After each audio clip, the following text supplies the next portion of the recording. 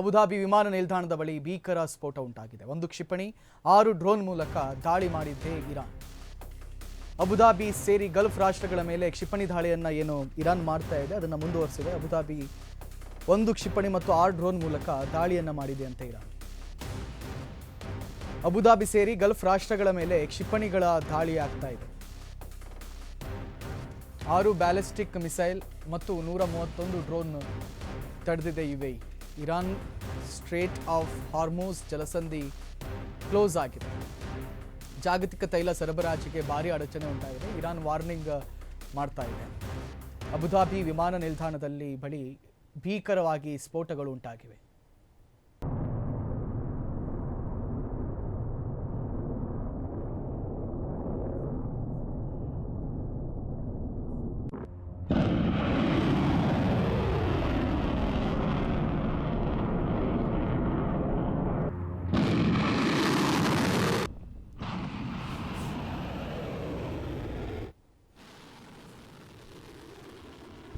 ದುಬೈಯ ವಿಮಾನ ನಿಲ್ದಾಣದ ಬಳಿಯಲ್ಲಿ ಭೀಕರವಾದಂತಹ ಸ್ಫೋಟ ಆಗಿದೆ.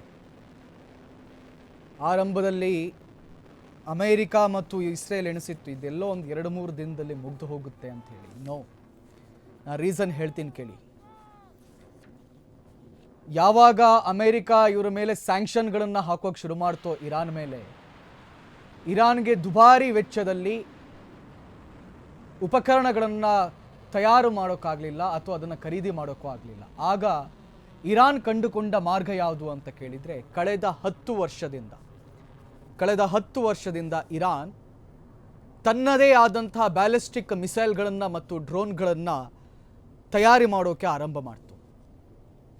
ಈಗ ಇರಾನ್ ಒಳಗಡೆ ಒಂದು ಸುರಂಗ ಮಾರ್ಗಗಳನ್ನು ಮಾಡಿಕೊಂಡು, ಕಾರಿಡಾರ್ಗಳನ್ನು ಮಾಡಿಕೊಂಡು, ಇರಾನ್ನ ಒಳಗಡೆ ನೀವು ಈ ಯಾವ ಬ್ಯಾಲಿಸ್ಟಿಕ್ ಮಿಸೈಲ್ಗಳು ಕೂಡ ಮೇಲ್ಗಡೆಯಿಂದ ಭೂಮಿ ಮೇಲಿಂದ ಬರ್ತಾ ಇಲ್ಲ, ಬದಲಿಗೆ ಭೂಮಿ ಆಳದಿಂದ ಆಲ್ ಓವರ್ ಇರಾನ್ನಲ್ಲಿ ನನಗಿರುವ ಮಾಹಿತಿ ಪ್ರಕಾರ ಸರಿಸುಮಾರು 100 ಕಿಲೋಮೀಟರ್ವರೆಗೆ ಸುರಂಗ ಇದೆ.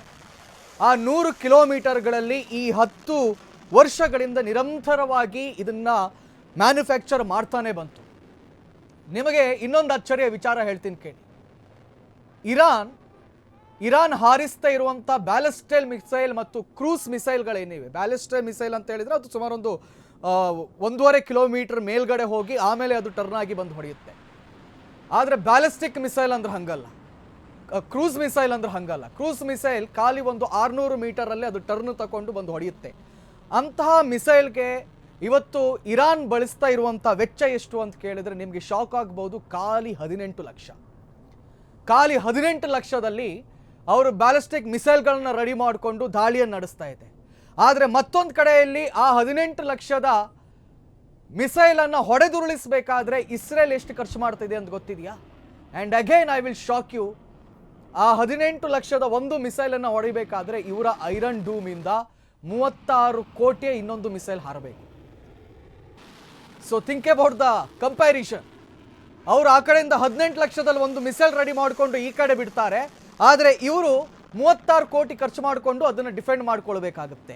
ಅಮೆರಿಕ ಮತ್ತು ಇಸ್ರೇಲಿಗೆ ಈಗ ದೊಡ್ಡ ತಲೆನೋವಾಗಿರುವಂಥದ್ದಿದೆ.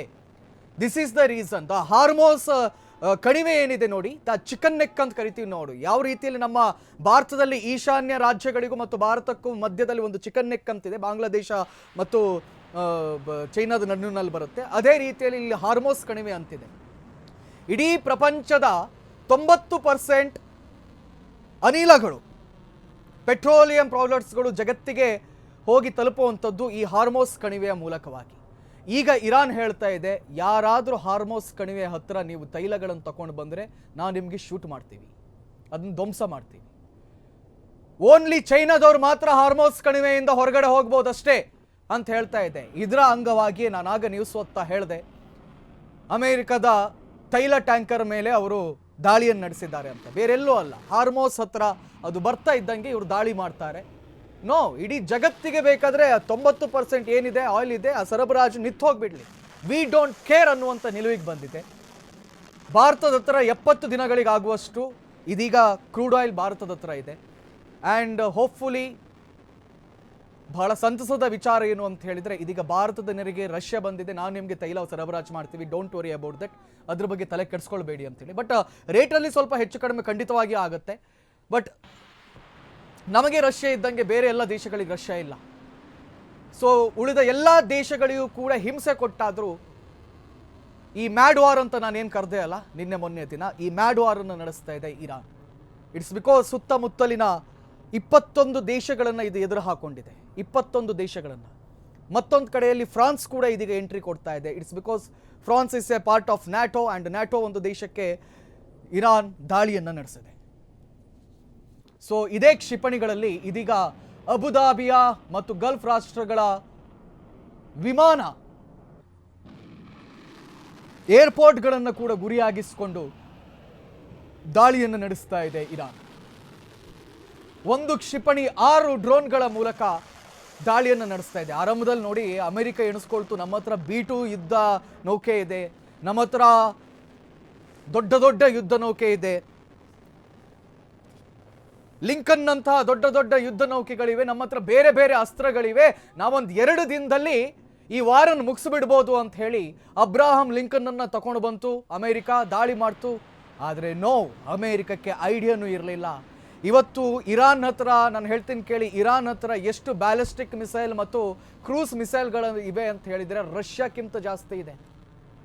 ಇದುವರೆಗೆ ಪ್ರಪಂಚ ರಷ್ಯಾದ ಹತ್ರ ಮಾತ್ರ ಕ್ರೂಸ್ ಆ್ಯಂಡ್ ಬ್ಯಾಲಿಸ್ಟಿಕ್ ಮಿಸೈಲ್ಗಳು ಹೆಚ್ಚಿದೆ ಅಂತ ಎಣಿಸ್ಕೊಂಡಿತ್ತು. ಬಟ್ ನೋ, ರಷ್ಯಾಕ್ಕಿಂತ ಇರಾನ್ ಹತ್ರ ಹೆಚ್ಚಿದೆ. ಕಾರಣ ಸ್ಯಾಂಕ್ಷನ್ಗಳನ್ನು ಹಾಕಿ ಏನು ಆರ್ಥಿಕ ಹಿಂಜರಿತ ಕೊಡ್ತು ನೋಡಿ, ಆರ್ಥಿಕವಾಗಿ ಹೊಡೆತ ಬಿತ್ತು ನೋಡಿ ಇರಾನ್ ಮೇಲೆ, ಅವತ್ತಿಂದಲೂ ಕೂಡ 10 ವರ್ಷಗಳ ಕಾಲ ನಿರಂತರವಾಗಿ ಎವ್ರಿ ಡೇ ಅವರು ಮ್ಯಾನುಫ್ಯಾಕ್ಚರ್ಗಳನ್ನು ಮಾಡ್ತಾನೆ ಇದ್ರು, ತಮ್ಮ ಡ್ರೋನ್ ಮತ್ತು ಕ್ರೂಸ್ ಮಿಸೈಲ್ ತಂತ್ರಜ್ಞಾನವನ್ನು ಡೆವಲಪ್ ಮಾಡ್ತಾನೆ ಇದ್ರು. ಅದರ ಪರಿಣಾಮವಾಗಿ ಇದೀಗ ಈ ಯುದ್ಧ ಯಾವುದೇ ಕಾರಣಕ್ಕೂ ಇವತ್ತಿಗೆ ನಾಳೆಗೆ ಅಂತ್ಯ ಆಗುವಂಗೆ ಕಾಣಿಸ್ತಾ ಇಲ್ಲ. ಈಗಾಗಲೇ 7 ಡೇಸ್ ಆಗಿದೆ, not only 7 days, more than month ಹೋಗುವ ಸಾಧ್ಯತೆಗಳಿವೆ, 1 ತಿಂಗಳಿಗಿಂತ ಹೆಚ್ಚು ಹೋಗುವ ಸಾಧ್ಯತೆ ಇದೆ.